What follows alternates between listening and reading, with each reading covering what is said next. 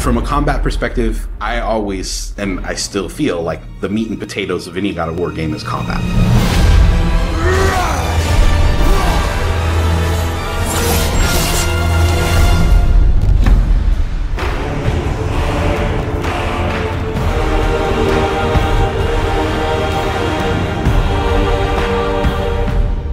My name is Roberto Clemente. All my friends call me Bert.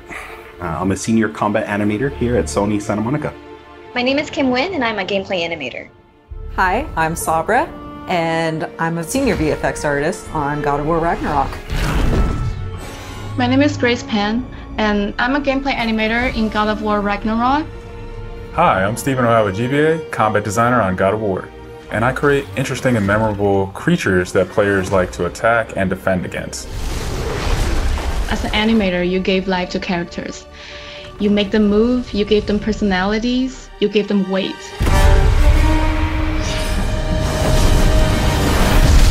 My role as a VFX artist is to put the power behind a move. You are in control of fire and earth and water and wind. Whether you are throwing your axe or on the receiving end of an enemy spell, VFX is what really gives the movement and the danger to every move that a character or enemy makes. I work really closely with the design team and the tech art team on this project specifically. We actually work a lot with camera, along with the guidance of our great camera team, so I find myself doing fight choreography sometimes. One of the most challenging parts about being a combat designer isn't the technical implementation of creating a creature, but it's really navigating that line between frustrating and engaging. We want to make something that makes players lean forward and focus and really try hard against that enemy and feel good about overcoming that, but we don't want to make them feel defeated if they can't figure something out. And then it feels rewarding when you win, not because it was impossible, but because it was fun and engaging. After the last game, we've heard the community cry out for more mini-bosses, bigger creatures, and enemy variety, and this time we really leaned into that. So in God of War Ragnarok, you're going to be traveling to all 9 realms, and each realm is going to have like its own theme of enemies that are very unique to that space. For example, in Alfheim, we're familiar with the Dark Elves, but this time around we're going to be fighting Light Elves, such as the Light Elf Warrior. One of the key learnings from the last God of War game is we don't have to think about the camera and how close combat is going to feel. We already have that knowledge, so we can build upon the close camera that we have, and we can iterate on enemies, creating more interesting scenarios. In the last game, Atreus was just starting to fight alongside Kratos, and he was learning from the master tactician. So in this game, he's trying to prove himself a little bit more, and we built upon those mechanics with him. The previous God of War, Atreus was still a kid, right? So he has a lot of dependency on his father. And for this game, you'll see Atreus moving more independently on his own as a companion. In regards to VFX for Kratos, I think what the players really love is the powerfulness of it. When you are playing as Kratos, you really do feel like the God of War. And moving into Ragnarok, we want to really make something bigger, make it stronger, make it more of a spectacle. You want them to be like, oh my gosh, I didn't know that the Blades of Chaos could get even better, but look at that.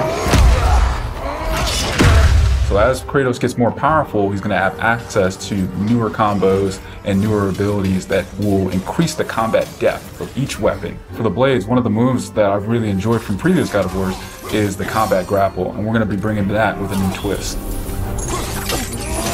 I'm very excited for players to try the blade grapple traversal moves. That brings so much more speed into the movement and the dynamic feel to it. One of the ways we've expanded Kratos combat this time around is we've given more utility and choice to a shield loadout. If you are a parry person, you could really go for a shield that gears towards parrying. If you're a big blocker, then you could choose a shield that will really match your playstyle. One new mechanic or element that I'm really excited about is these combo finishers. Building up the stun meter this time around is going to lead to different ways to basically decapitate the enemy. You're going to be able to choose, which weapon you want to have when you kill a guy.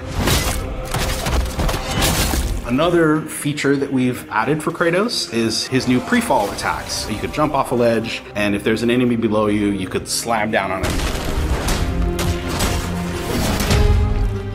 There's such an emphasis on verticality in some of these fights that it's super engaging. And as Kratos, now that you have so much mobility and that you can also take advantage of that verticality, I think it just adds such another interesting layer to a fight. In God of War Ragnarok, we've enhanced the Kratos and Atreus duo. He's going to initiate a little bit more and be aggressive. He's going to fight alongside you and sometimes even surprise you with his combo abilities too. Some of the new expanded companion actions that you'll see Atreus do leverage the fact that he's older now, he's bigger now. And he's different from Kratos, so his magic has a different flavor.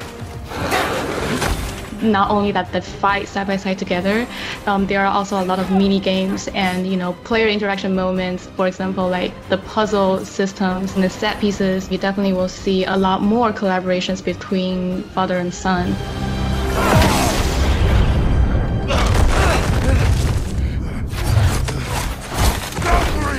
Odin must have said that.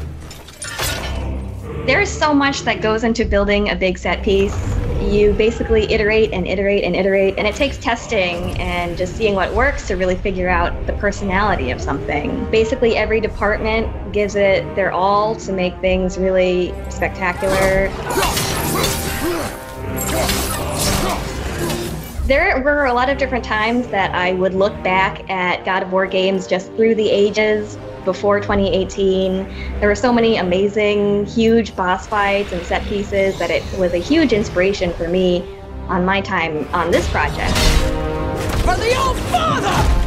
Our design philosophy for creating new and memorable enemies is basically making them a combat puzzle, similar to like chess, and focusing on the chess pieces. Each piece has its own theme and its own use. You need to be able to see what's happening in an instant and be able to react as the player. There's a couple of different ways that we go into making an attack very readable for the player. Sometimes we add a signature audio cue, or we'll add the different rings, such as what we did in the last game, that lets you know that this attack is unblockable, you need to dodge it. There's so many different ways that the effects really helps not just show what an enemy is about to do, but show who the enemy really is.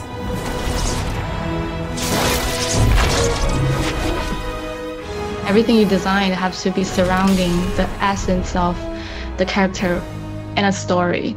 It's what makes it believable and memorable in the first place. I think what I'm most excited about is for players to experience the diversity of enemies that this game has to offer.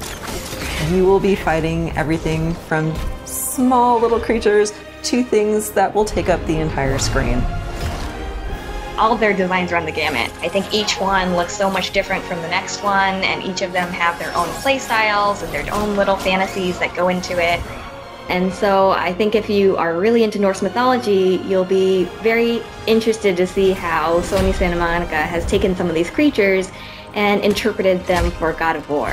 Everything that goes into the game, there's emotion behind it and intent behind it, and by the time it gets to you, everything that you've seen that you're going to play and experience has been sweated over, bled over, tested, and is fun to play.